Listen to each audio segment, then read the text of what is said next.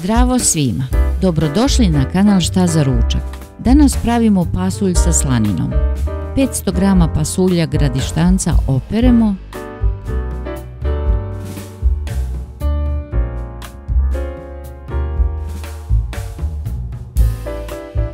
Nalijemo vodom i ostavimo preko noći da nabubri kako bi se lakše skuvao.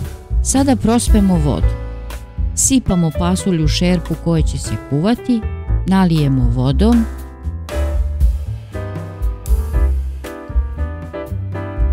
i ostavimo da provri, pa prospemo tu prvu vodu. Pasulj nalijemo vrućom vodom.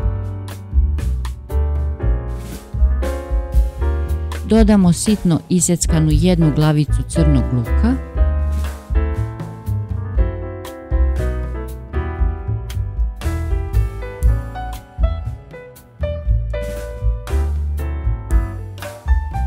jednu šargarepu iseckanu na kolutiće,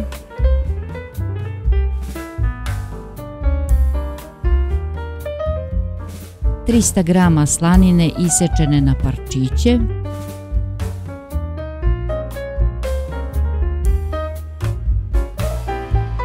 dodamo jednu suvu papriku i jedan list lovora. Stavimo da se kuva i poklopimo. Povremeno nalijemo vodom i kuvamo dok pasulj ne omekša.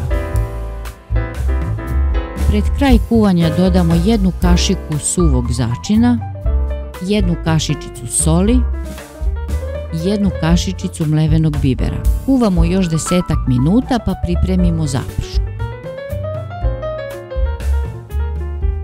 Iseckamo jednu glavicu crnog luka,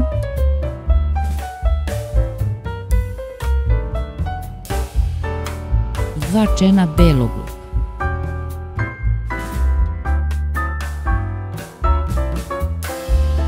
U tiganj sipamo ulje i zagrejemo.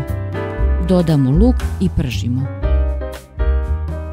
Kada se luk isprži, dodamo 2 pune kašike brašna i propržimo.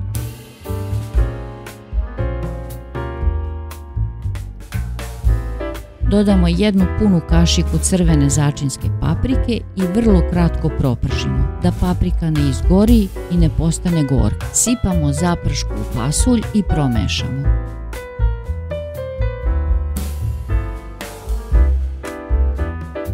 Jednu kutlaču pasulja sipamo u tiganj da pokupimo svu zapršku i vratimo u šerpu.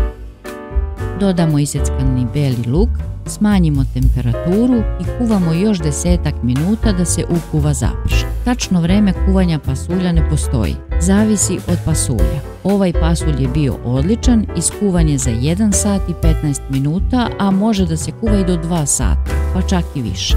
Ako vam se dopao ovaj recept, lajkujte i zapratite kanal. Prijatno!